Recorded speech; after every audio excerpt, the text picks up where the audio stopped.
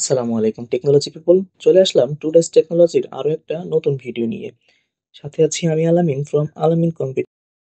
Viewers, আজকে আমরা দেখতে পাচ্ছি কিভাবে তারবিহীন রাউটার টু রাউটার কানেক্ট করা যায়।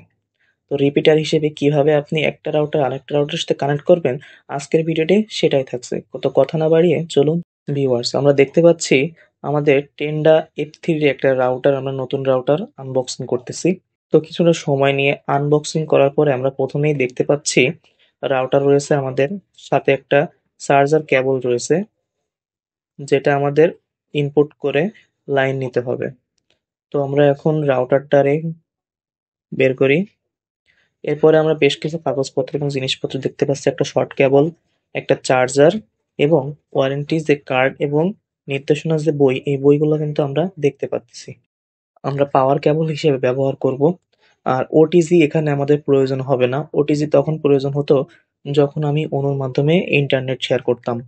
কিন্তু যেহেতু আমি রাউটার টু রাউটার, একটা রাউটার থেকে আরেক রাউটারে আমি কানেক্ট করব, সেহেতু আমার ওটিজি শর্ট কেবলটা আমার প্রয়োজন হবে না। তো এখন পাওয়ার কেবলটা আমি রাউটারে ইনপুট করি।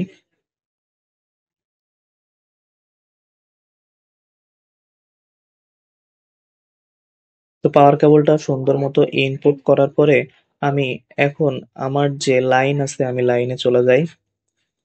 তো লাইনে গিয়ে এখন আমার ৩ প্লাগের, যেহেতু আমার ২ প্লাগ, মাল্টি প্লাগ আপনি এখানে ব্যবহার করতে পারেন। তো এখানে আমি যেকোনোভাবে ইনপুট করে নিলাম লাইনটা। এখন আমি দেখতে পাচ্ছি রাউটারে কিন্তু গ্রিন সিগন্যাল চলতেছে। তো গ্রিন সিগন্যাল জ্বলার পরে আমি একটু জুম করলে দেখতে পারতেছি আমার এখানে পাশাপাশি ২ টা গ্রিন সিগন্যাল চলতেছে। তো যখন ২ টা গ্রিন সিগন্যাল জ্বলবে তখন আপনি ধরে নিবেন আপনার কাজ হয়ে গেছে। এখন আমি মোবাইল স্ক্রিনে চলে যাই। যাওয়ার পরে আমার যে টেন্ডা নামে যে রাউটারটা আমি মাত্রই কানেক্ট করলাম, জাস্ট ওয়াইফাইটা আমি ওখান থেকে কানেক্ট করে নেব। এরপরে এখান থেকে একটা অ্যাপস আমার ইনস্টল করতে হবে। তো অ্যাপসটা হলো রাউটার অ্যাডমিন সেটআপ। তো রাউটার অ্যাডমিন সেটআপে যাওয়ার পরে আমরা দেখতে পাচ্ছি এখানে ডাইনামিক আইএসপি নামে একটা অপশন আছে। তো ডাইনামিক আইএসপি সিলেক্ট করার পরে উপরে রাউটারের নাম দেখা যাচ্ছে। তো এখান থেকে আপনি রাউটারের নাম চাইলে পরিবর্তন করতে পারবেন। আর নিচে আছে ওয়াইফাই পাসওয়ার্ড। তো যেই পাসওয়ার্ড আপনি দিতে চান, আপনি সেই পাসওয়ার্ডটা দিবেন, দিয়ে জাস্ট ওকে করে দিবেন। এখন আমরা টিক চিহ্ন দেখতে পাচ্ছি। তো এমন সময় কিন্তু আপনার যে নতুন কানেকশন কিন্তু ডিসকানেক্ট হয়ে যাবে। তো নতুন করে আপনি আবারও কানেক্ট করে নিবেন টেন্ডায়। টেন্ডা হোক কিংবা আপনার অন্য রাউটার হোক, সেটাই কানেক্ট করে নিবেন। তো কানেক্ট করার পরে আমার সে রাউটার অ্যাডমিন সেটআপ অ্যাপসে আমি আবারও প্রবেশ করি। এরপরে এখান থেকে অটোমেটিক্যালি একটা সেটিংস নামে অপশন আসছে। তো এটা আমি ক্রস দিয়ে কেটে দিই। এখন যে ৩ টে দাগ আছে এখান থেকে আমি অবশ্যই কন্টিনিউ করে দিব।